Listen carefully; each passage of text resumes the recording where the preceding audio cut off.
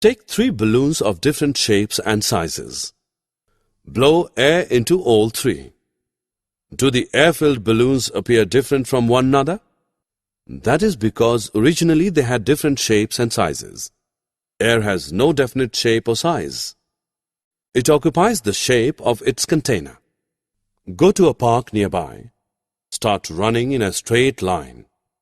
Put a handkerchief against your body and continue to run. Does the handkerchief fall? No, it doesn't. The air around exerts pressure on the handkerchief and makes it stick to your body. This activity proves that air exerts pressure. Air surrounding the earth is called atmosphere. The pressure exerted by the atmosphere is known as the atmospheric pressure. Air becomes less dense at higher altitudes.